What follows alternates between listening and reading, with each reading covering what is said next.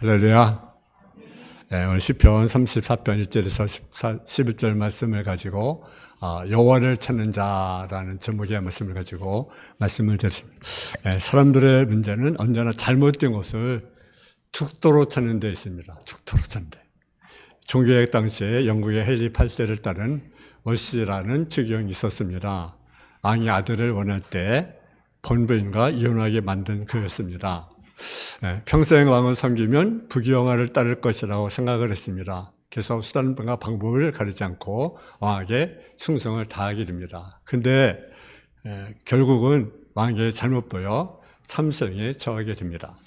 그래서 상제의 비참한 물건로 가족에게 말합니다. 내가 평생 왕을 섬긴 죄로 이렇게 죽는다. 추경이 내가 하나님을 그렇게 섬겼더라면 얼마나 좋았을까.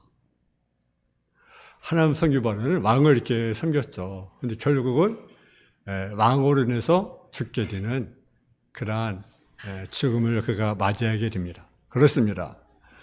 그런 섬길 대상을 완전히 잘못 선택하는 것입니다.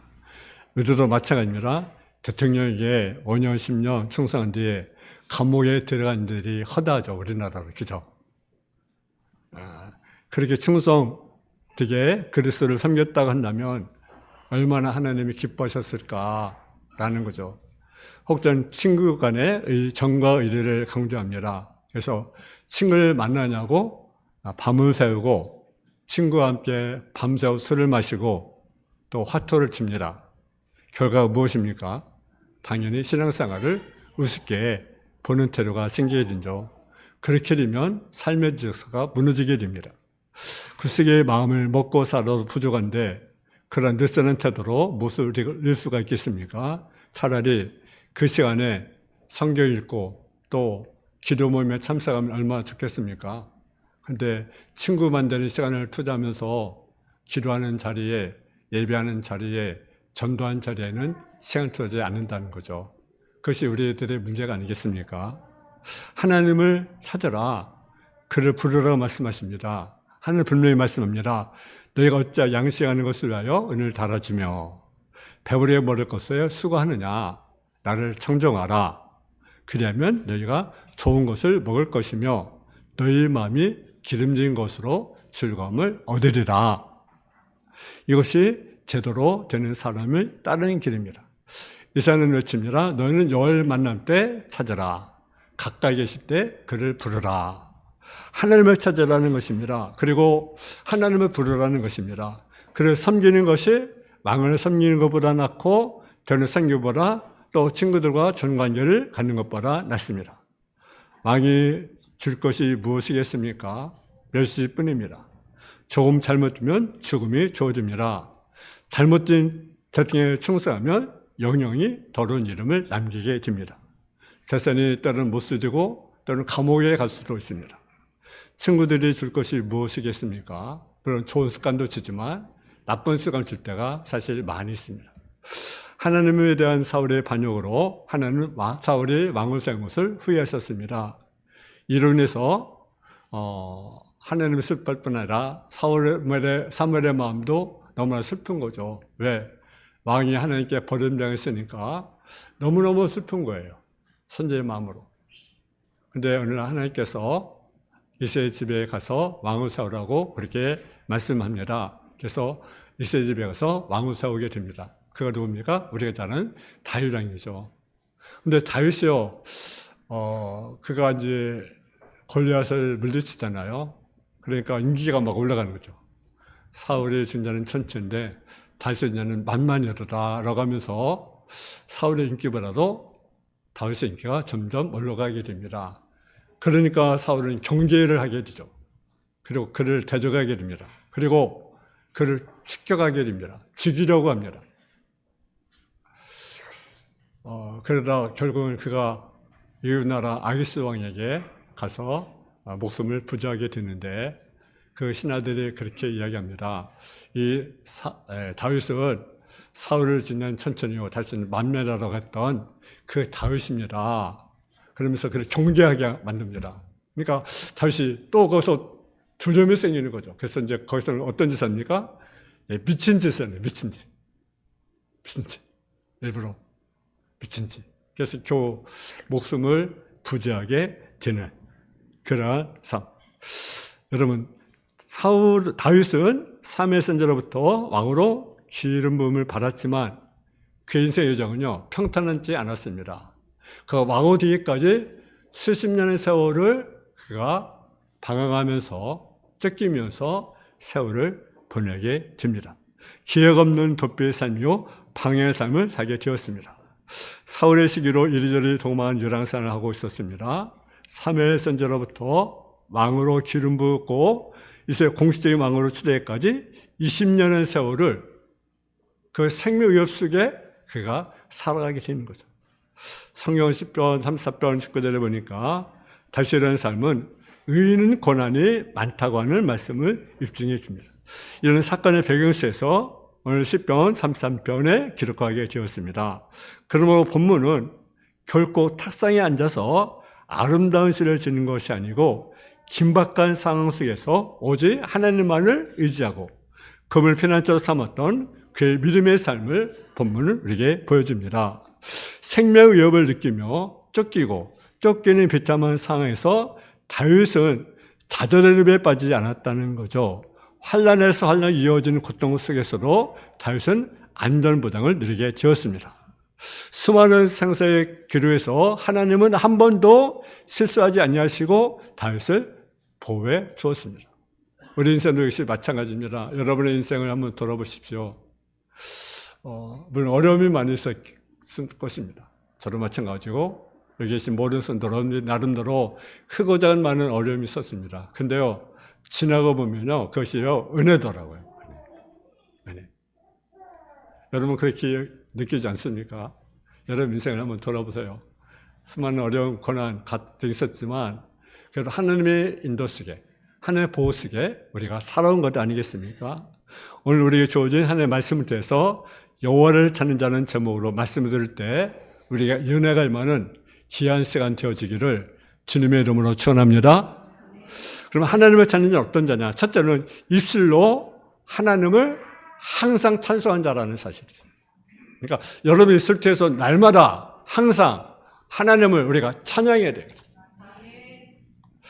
우리 한번 1절 한번 보겠습니다. 1절 말씀 한번 보겠습니다. 1절 시작.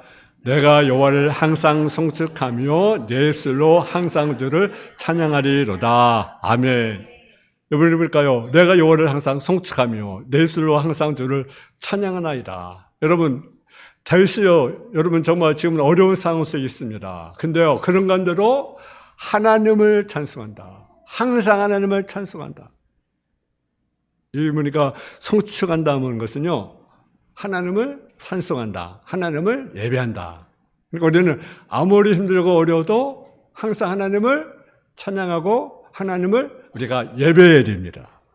그리고 보니까 항상 찬송. 항상은요, 모든 시간 속에서 언제나 하나님을 찬송하고 언제나 하나님을 예배한다라는 거예요. 그러면 항상 송축한다는 말씀은 좋은 일 있을 때나 실패할 때도 안전할 때나 위험 속에서도 기쁨이나 슬픔 때에도 변함없이 찬송하겠다는 말씀인 것입니다. 또 항상이라는 말은요, 시간 있을 때만 찬양했다는 우리 생각을 무너뜨리는 말씀이라는 거죠. 그래서 시편 35편 28절에도 나의 혀가 주의 의를 말하며 정의토록 주를 찬송하리로다. 그래서 우리 하나님을 찬양하세요. 아멘. 잘 찬양. 그리고 참 그 보험사가 있죠. 아침에도 찬양, 한낮에도 찬양, 저녁에도 찬양. 참 그 보험사가 그 하는 그 분들 보면 참 하나의 영감 속에 그러는 것이 있는 것 아닌가, 그죠? 찬양하는 분들, 하나의 감동 속에, 하나의 영감 속에서 그런 찬양. 우리 하나님을 늘 찬양하는. 여러분, 다윗은 하나님의 찬송을 계속하겠다고 말하면서 모든 곤고한 자들도 함께 찬송하자고 권면합니다. 그래서 2절에 보면 내 영혼이 여호와를 찬양하더니 곤고한 자들이 이를 듣고 기뻐하리로다. 나와 함께 여호와를 광대하시다 하며 함께 그 이름을 높이세. 곤고한 자도 하나님을 찬송하고 하나님을 높이자. 여러분이 힘들고 어려워도 하나님을 찬양하고 하나님을 높이세. 가정 속에, 직장 속에, 사업 속에, 또 우리 삶의 현장 가운데 아무리 힘들고 어려운 일이 있어도 우리가 하나님을 찬양하고 하나님을 높이세요. 그러니까 다인만 아니에요. 다른 사람도 건강자에게도 하나님을 찬양하라, 하나님을 높이라, 그렇게 우리에게 말씀하고 있어요.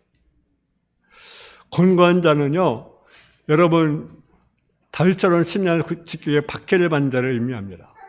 그들은 고난을 피해서 겸손해진 자들이고 자신을 믿기보다는 하나님을 전적으로 신뢰하는 소들을 가리킵니다.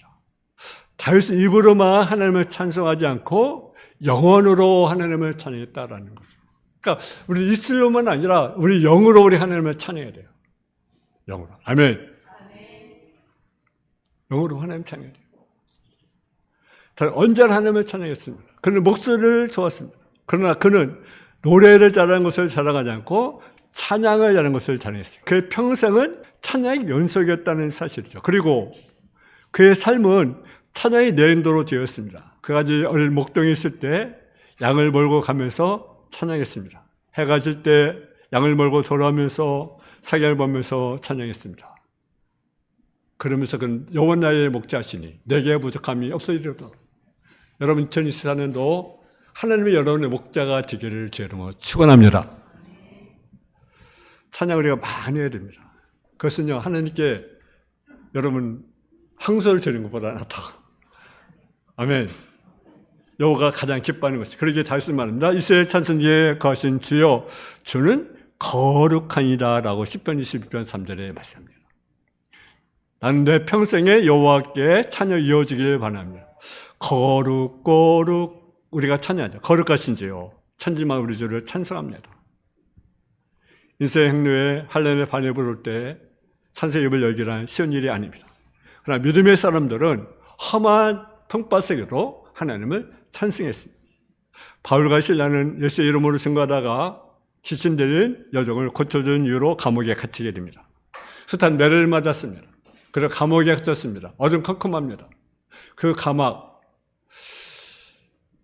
감옥 속에 얼마나 힘들었겠어요. 뭐 사기를 친 것도 아니고 도둑질한 것도 아니고 뭐 살대는 것도 아닌데 복음을 전하다 또 병든 사람을 치료해 줬는데 그가 감옥에 갇혔잖아요. 얼마나 마음이 그랬겠어요? 근데 그 속에 뭡니까? 하나님께 찬양, 하나님께 기도. 그랬을 때 어떻습니까? 그 일을 통해서 거기 있는 간수가 예수를 믿게 된 녀석, 그 가족이 예수를 믿게 된 녀석. 어떻게 우리가 구원을 얻을 수 있습니까? 예수를 믿어라. 그러면 너와 내 집이 구원을 받으리라.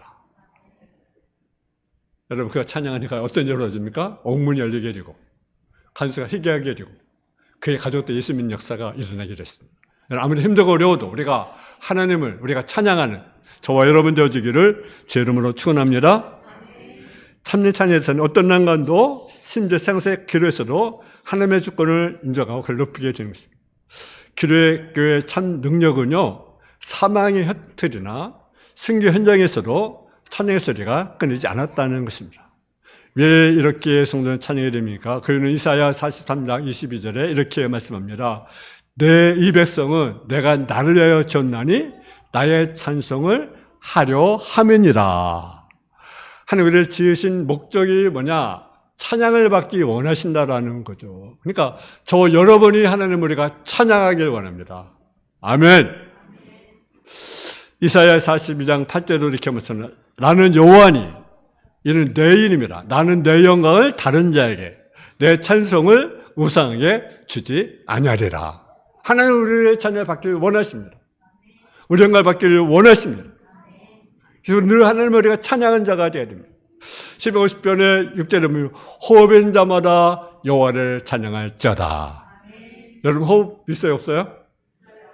여러분 다 있죠. 그죠? 어린아이도 있고 어른들도 있고 다 있잖아요. 우리 하나님을 찬양해야 되지 않겠어요? 두 번째로 여호와를 찾는 자는 어떤 자입니까? 한번 따라 하나님께 기도함으로 체험적 신앙을 누리는 자다. 아멘. 하나님 찾는 하나님께 기도함으로 체험적 신앙을 누리는 자라는 거죠. 본문 우리 한번 4절 말씀을 한번 보겠습니다. 4절 말씀. 시작. 내가 여호와께 간구하며 내게 응답하시고 내 모든 두려움에서 나를 건지셨도다. 아멘. 여기서 보니까 하나님께 구하며, 하나님께 구하며, 여호와께 구하며 내게 응답하시고 모든 데서 나를 건지셨더라. 그러니까 우리에게 두려움이 있으면 어떻게 됩니까? 하나님께 뭐해야 돼요? 기도해야 됩니다. 구하며, 구한다는 것은요, 어떤 뜻이냐? 구한다는 것은 한번 더 힘들어 찾는다. 아멘. 구한다, 힘들어 찾는 거예요. 여러분, 기도하는 거 쉽지 않아요. 그죠? 쉽지 않아요.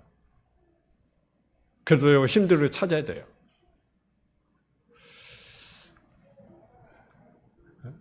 그래서 우리는 정말 우리 하나님께 우리가 힘들어 우리가 찾아야 돼요. 이것은 간절하게 계속하여 하나님께 기도하는 행동을 말합니다. 6절에도 보기에는 권고한 자가 부르짖음에 여호와께서 들으시고 그 모든 환난에서 구원하셨도다. 어떤 모든 환난에서 우리를 구원하는 것이 뭐냐? 그것이 바로 기도라고 하는 거예요. 그래서 여러분 2024년도는 여러분 1시간 이상을 기도하시라. 1시간 이상. 아멘. 기도하세요. 기도하세요. 하나님 여러분이 기도하기 원하셔요.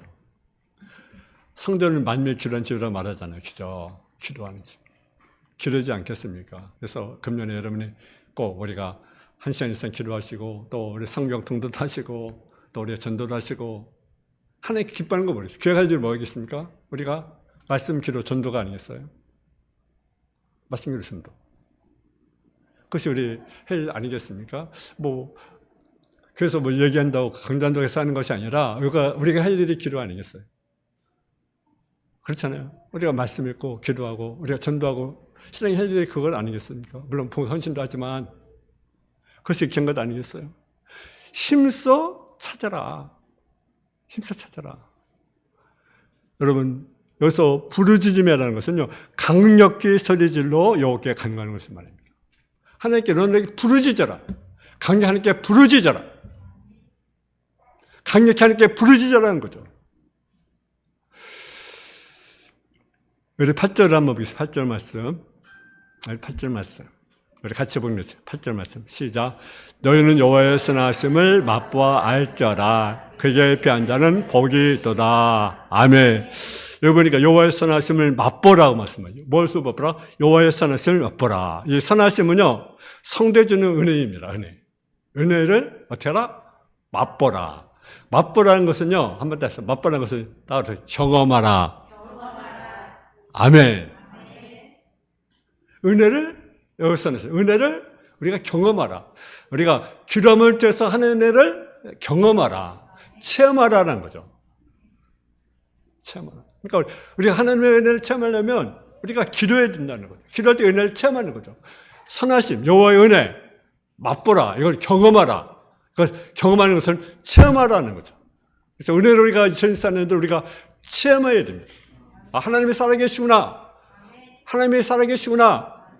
아버지 이상 하나님 나의 하나님이구나.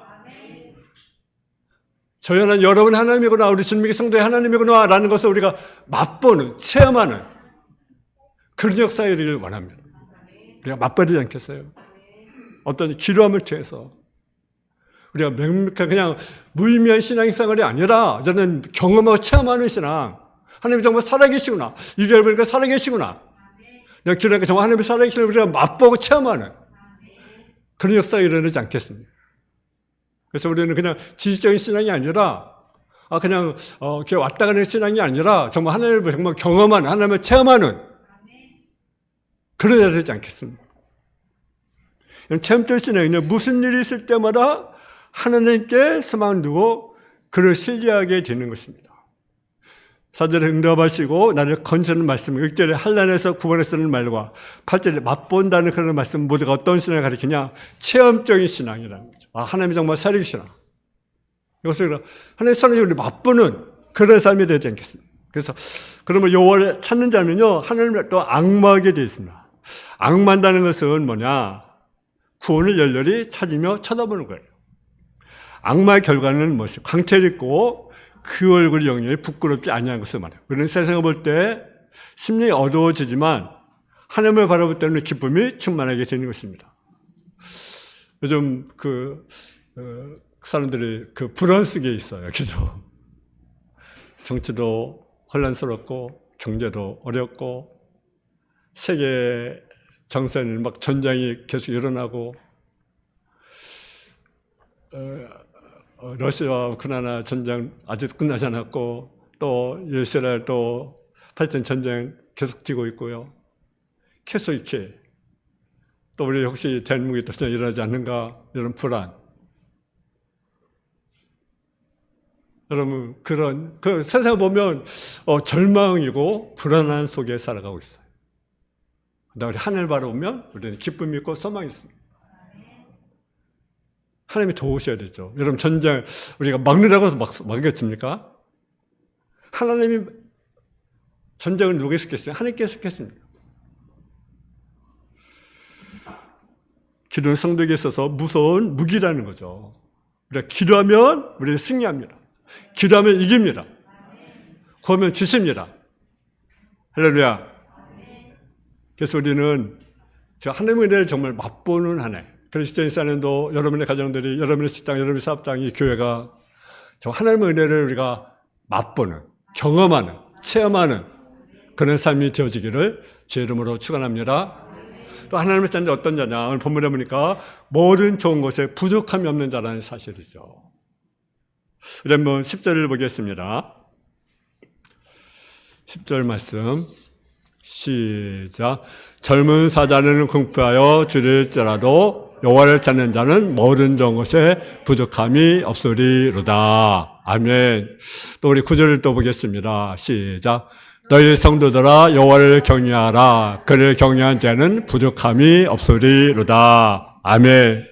여호와를 찾는 자 보니까 모든 좋은 곳에 부족함이 없는 자다. 할렐루야. 여러분 2024년도 정말 우리 모든 성도들이 모든 좋은 곳에 부족함이 없는 축복. 할렐루야. 근데 누가 해준다고요? 여호와를 찾는 자에게. 정말 여러분 정말 여호와를 찾으세요. 정말 간절히 찾으세요. 힘써 찾으세요. 그러면 뭐예요? 부족함이 없으리로다. 젊은 사자는 궁핍하여 줄일지만 여호와를 찾는 자는 모든 그냥 좋은 것이 아닙니다. 모든 좋은 것에 부족함이 없다. 하나님은 그의 자녀 우리에게요 모든 좋은 것을 주기를 원하십니다. 모든 좋은 것 이것은 뭡니까? 모든 좋은 것은 뭡니까? 하나님이 주시는 최상의 선물. 할렐루야. 하나님이 주시는 최상의 선물이 바로 모든 좋은 거예요. 여러분 받기 원하지 않습니까? 저는 받기 원하는데요. 모든 좋은 거. 한 최상의 선물 여러분 주기 원하세요. 모든 좋은 거. 부족함이 없다. 모든 좋은 그걸 자랑해요.